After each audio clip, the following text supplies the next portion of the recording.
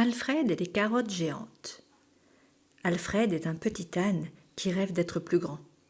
Il voudrait partir, explorer les champs, là-bas, derrière la barrière. Mais sa maman lui répète sans cesse « Ne t'éloigne pas, Alfred, le chemin est plein de dangers. » Alfred n'écoute pas toujours et court au bout du pré. Alors sa maman le gronde « Reviens, Alfred, ou tu seras privé de carottes. » Et comme Alfred est très gourmand, il obéit à sa maman. Un jour, Alfred aperçoit une grand-mère qui lui fait signe derrière la barrière. Il s'approche intrigué. « Bonjour, dit la grand-mère, mes paniers sont trop lourds, ils sont remplis de chardons. Si tu m'aides à les porter, je t'invite à manger chez moi, au pays des carottes géantes. »« Désolée, madame, maman m'interdit de sortir du pré. »« Dommage, je t'aurais préparé une bonne glace aux carottes géantes. Réfléchis, je laisse mes paniers ici et je reviendrai demain. » Et la grand-mère disparaît. Cette nuit-là, Alfred fait un très beau rêve. Installé au milieu d'un champ de carottes géantes, il engouffre une gigantesque glace aux carottes et croque quelques chardons. Quel régal! Le lendemain, la grand-mère est de retour. « Eh bien, petit, veux-tu m'aider et goûter mes carottes ?»« D'accord, répond Alfred, mais je dois être rentré pour dîner, sinon je serai puni. » Alfred passe alors la barrière interdite. La grand-mère charge ses paniers sur son dos et les voilà partis. La route est longue, Alfred a mal aux pattes. Heureusement, la grand-mère lui tend des chardons.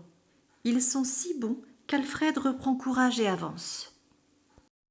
Enfin, ils arrivent dans un fabuleux jardin où les carottes sont encore plus grosses que dans les rêves d'Alfred. Au moment où Alfred s'apprête à en goûter une, la grand-mère, jusqu'alors si douce, lui barre le chemin. « Arrête !» hurle-t-elle. « Je suis la sorcière Carotène, et toi, moustique, tu es mon prisonnier. Tu vas travailler sous mes ordres. Ne t'avise pas de désobéir, sinon je te transforme en carotte. » Sous l'œil mauvais de Carotène, Alfred travaille dur.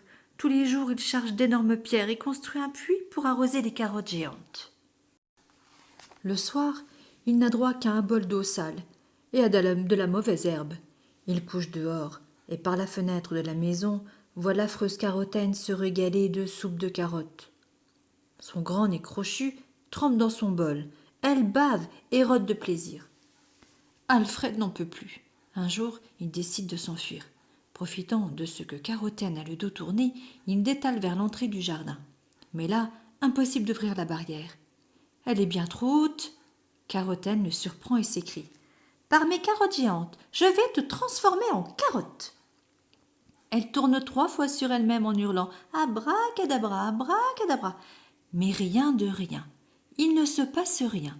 Rouge de colère, Carotène s'exclame « Cette fois j'ai pitié, mais n'essaie pas de recommencer. » Ce soir-là, avant de s'endormir, Alfred pense à Carotène. Elle n'a pas réussi à le changer en carotte, même en prononçant son abracadabra. Il l'a bien observée.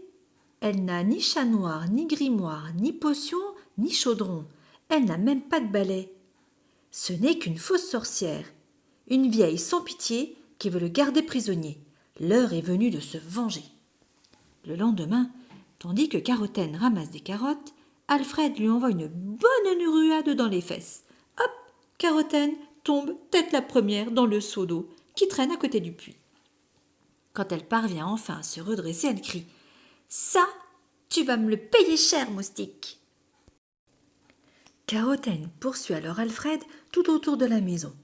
Alfred court si vite qu'il ne remarque pas, derrière la haie, les grandes oreilles de sa maman, de son papa, de son frère, de sa sœur, de son oncle, de son papy, de sa mamie.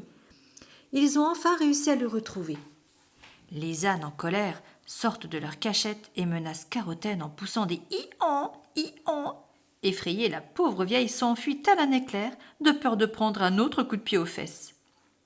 Depuis, les ânes vivent heureux au pays des carottes géantes, qu'Alfred a enfin pu goûter.